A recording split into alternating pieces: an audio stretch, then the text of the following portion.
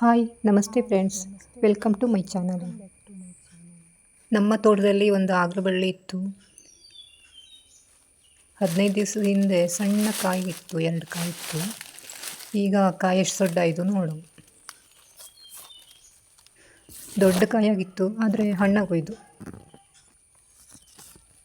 ಒಂದೊಳ್ಳೆ ಹಾಗಲಕಾಯಿ ಹಸಿ ಮಡುಲಾಗ್ತಿತ್ತು, ಆದರೆ ಹಣ್ಣಾಗೋಯ್ತು. ಮತ್ತೆ ಬೀಜ ಹಾಕಿ ಬಳ್ಳಿ ಮಾಡಿ ಮತ್ತೆ ಹಾಗಲಕಾಯಿ ಮಾಡೋದೇ ಆಗುತ್ತು.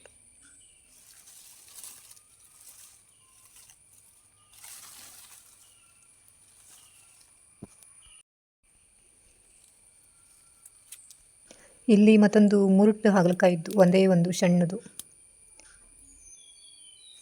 ಇದ್ರ ಒಂದೇ ತಕ್ಕಂಡು ಏನಾದರೂ ಒಂದು ಸ್ಯಾಂಪಲ್ ಆಗಿ ಒಂದು ರೆಸಿಪಿ ಮಾಡ್ತೆ. ಈ ಹಾಗಲಬಳ್ಳಿನ ನಾನು ಹಾಕಿದ್ದಲ್ಲ, ಆದರೂ ಪಾಪ ಕಾಯಿ ಬಿಡ್ತಿದ್ದು, 2 ಕಾಯಿ ಬಿಟ್ಟಿದ್ದು. ಹಾಗೆಯೇ ಇಲ್ಲಿ ಪಕ್ಕಕ್ಕೆ ಬಂದರೆ ಮತ್ತೊಂದು ಹಾಗಲಬಳ್ಳಿ ಆಯಿತು. ಪುಟಿ ಬಳ್ಳಿಗೆ ಒಂದು 2 ಹೂವು ಬಿಟ್ಟಿದ್ದು.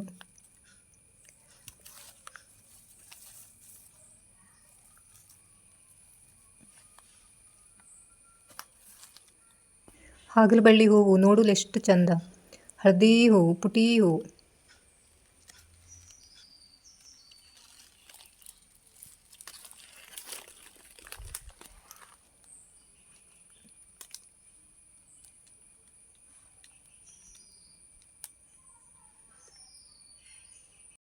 ಈ ಪುಟಿ ಹಾಗಲಕಾಯಿದು ಒಂದು ಸಣ್ಣ ರೆಸಿಪಿ ಮಾಡ್ತೆ.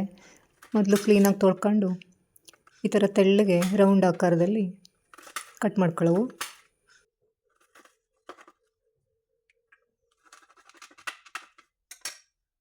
ಹಾಗಲಕಾಯಿ ಕಡಿಮೆ ಆಯ್ತು, ಮತ್ತೊಂದು 2 ಬೇಕಾಗಿತ್ತು. ಇರಲಿ, ಇನ್ನೊಂದು ದಿವಸ ಮಾಡ್ತೆ ಜಾಸ್ತಿ.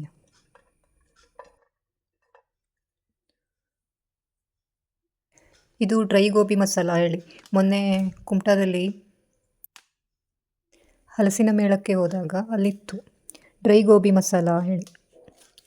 ಅಲ್ಲಿ ಸ್ಯಾಂಪಲಿಗೂ ಇತ್ತು, ಗೋಬಿ ಎಲ್ಲ ತಿನ್ನಲೆಲ್ಲ ಕೊಟ್ಟಿದ್ದ. ನೋಡಲು ಭಾರಿ ಮಸ್ತಿದ್ದು, ಕಲರು ಒಳ್ಳೆ ಕಲರು. ಹಾಗೆ ನಾನು ನನ್ನ ಫ್ರೆಂಡ್ಸ್ ಎಲ್ಲ ತಗೊಬಂದಿದ್ದೆ. ಇವತ್ತು ಮಾಡಿ ನೋಡ್ತೆ ಹೆಂಗಾಗ್ತೇಳಿ. ಈ ಪೌಡ್ರಿಗೆ ಉಪ್ಪು ಖಾರ ಏನೂ ಮಿಕ್ಸ್ ಮಾಡೋದಿಲ್ಲ, ಎಲ್ಲದೂ ಅದರಲ್ಲೇ ಇರ್ತು. ಒಂಚೂರು ಬೇಕಾಗುವಷ್ಟು ನೀರು ಹಾಕಿ ಸರಿಯಾಗಿ ಕರಡ್ಕೊಳ್ಳವು.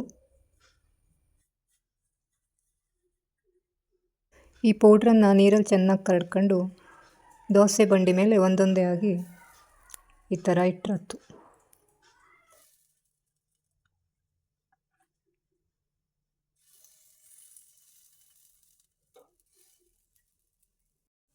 ಹಾಗೆ ಇದ್ರ ಮೇಲೆ ಒಂದು ಚೂರು ಎಣ್ಣೆ ಬಿಡವು.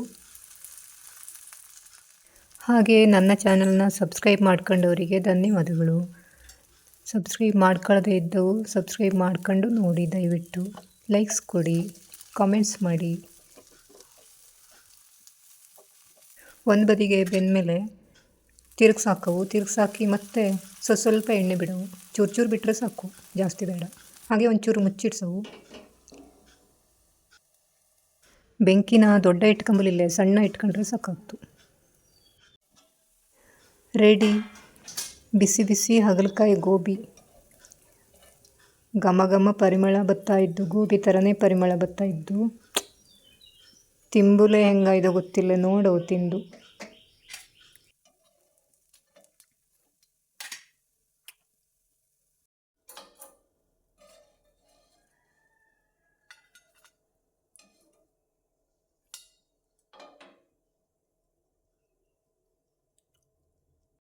ಹೊರಗಡೆ ತಂಪಾದ ಗಾಳಿಯೊಂದಿಗೆ ಬಿಸಿ ಹಾಗಲಕಾಯಿ ಗೋಬಿ ರೆಡಿ.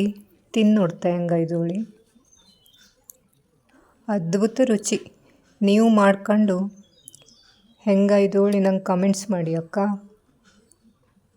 ಧನ್ಯವಾದಗಳು. ಮುಂದಿನ ವಿಡಿಯೋದಲ್ಲಿ ಸಿಗ್ತೆ.